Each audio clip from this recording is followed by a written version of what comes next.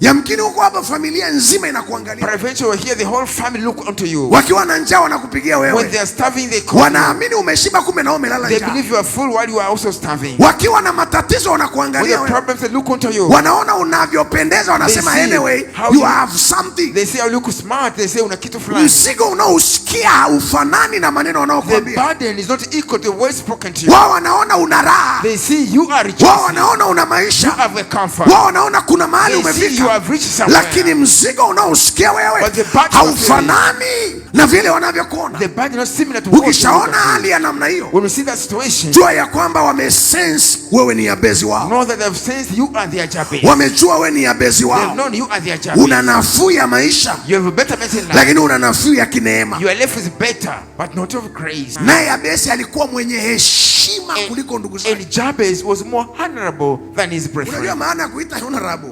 Do you know the meaning to be called? Huyo alikuwa ni mheshimiwa. This was honorable. Lakini kuna maisha mazito anayoyapitia. But he is passing through heavy situations. Kuna mambo magumu anayoyapitia. There are tough things he's going through. Na mama yake akamuita jina lake Yabezi. And his mother named him was more honorable. Alikuwa na heshima zaidi. Mheshimiwa. Mbunge naongea na wewe.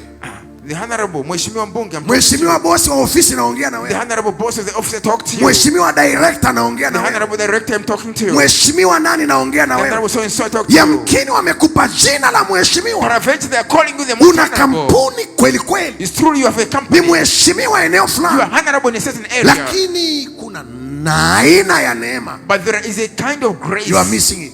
Una Yabezi alipojiona hivi, I have to do what we call a prophetic intercession. Akasema lazima nifanye tunachio maombezi. Lao Bwana ungenibarikia kweli kweli. If God you might have na kunizidisha uhozi yangu. And increased my cost. Na mkono wako ungekuwa pamoja nami. And then hand might be with me. Nawe ungenilinda na uovu. And that will keep me from evil. Ili usiwe kwa huzuni yangu, maana yake anagundua hapa kuna issue ya uovu. It is covered there is a wickedness. Uovu wa familia yangu. You know there is evil in the family. Yaani kuna watu wengine Mungu alikupa hela leo, kesho umeshaamka wapi? Some people God gives kwa sababu uovu wa familia yako unakungoja mlangoni. Because the evil of a family times you at the gate. Kuna wengine Mungu alikupa hela leo. Some of you God give you money today. Hiyo ndio inavunjika kesho. That marriage is broken tomorrow. Maana uovu wa familia yako unakungoja mlangoni. Because the evil of a family is haunting you. Kwa hiyo Jabez anainua maombi namba moja ni toba. So Jabez raised prayer. Anasema kuachiliwe toba kwenye lango la familia. There has to be repentance the gate of my family. Namba mbili anasema kufunuliwe kwa neema. The second is say revelation. Hozi yangu itanuke. That my